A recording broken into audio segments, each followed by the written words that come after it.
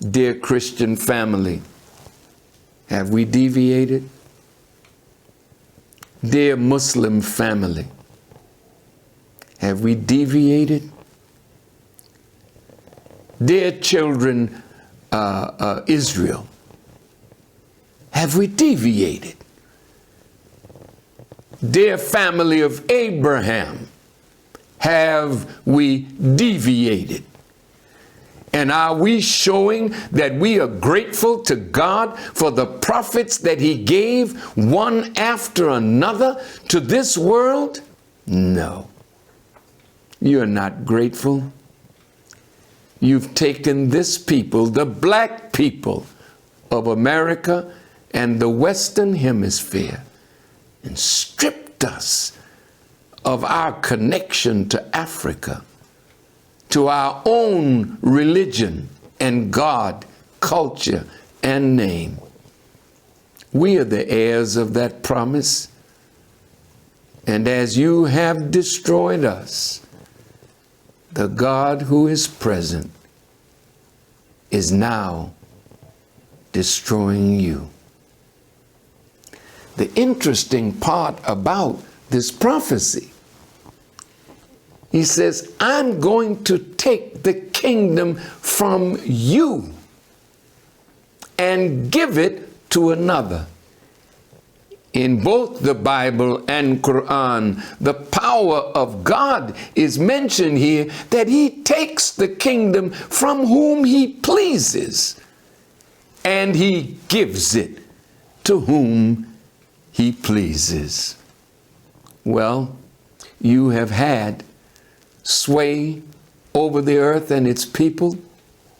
You have had power to set up your institutions of governance, your institutions of religion, your institutions of jurisprudence, your institutions of education, your institutions of economics.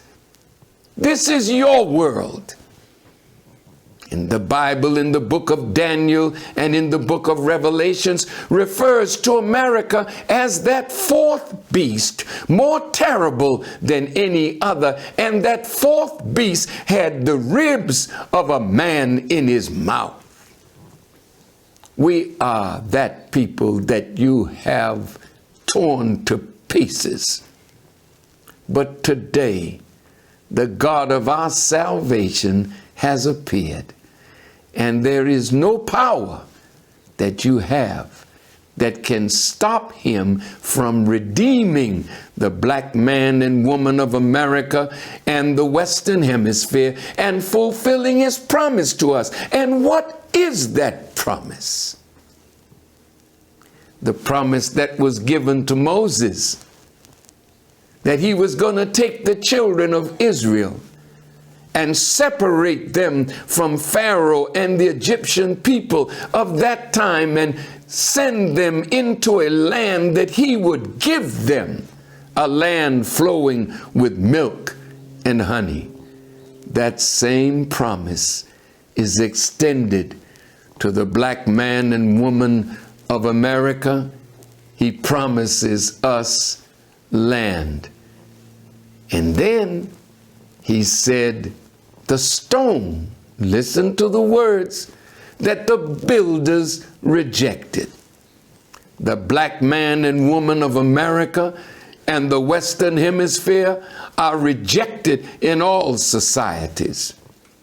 But that rejected stone would become the headstone of the corner. And the prophet Isaiah said, God speaking, I'm going to lay in Zion a cornerstone, a tried stone, a precious cornerstone, and it will be a stone of stumbling. Well, you have stumbled on us. And now you're breaking into pieces. And God says he will take the kingdom from you.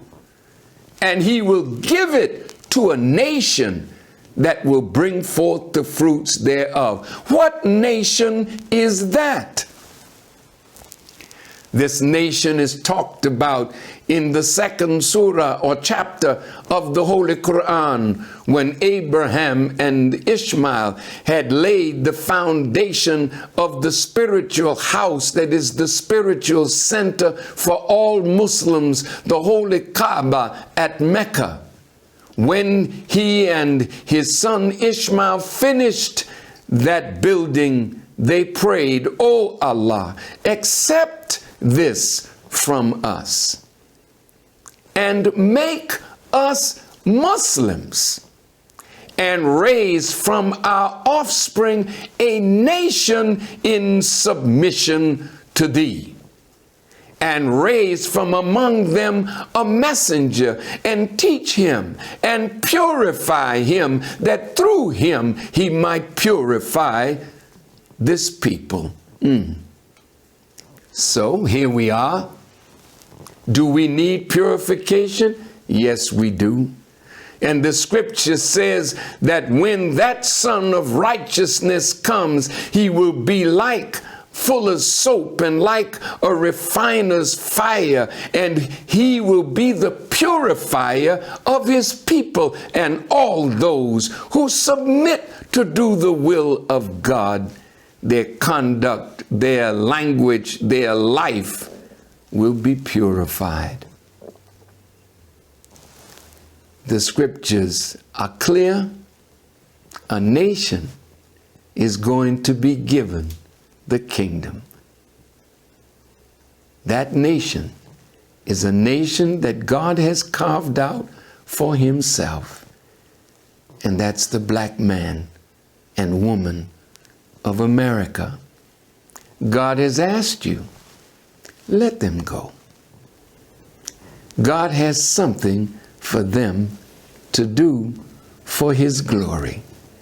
If you let them go, the calamities that you are suffering will decrease.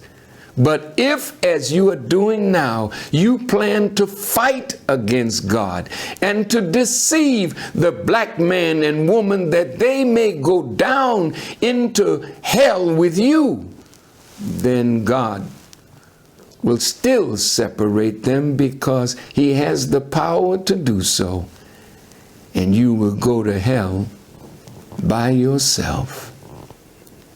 You know, Jesus told us of a lot of signs that would be spoken, that would be fulfilled, and these signs would tell us the time. Look at what's written in the book of Matthew, in the 24th chapter, the 34th verse. Verily, it says, I say unto you, this generation shall not pass till all these things be fulfilled. How many generations have passed since Jesus preached those words? It's been 2,000 years. How many generations have come and gone since those words were uttered? Surely it could not have been talking about the time of Jesus the prophet,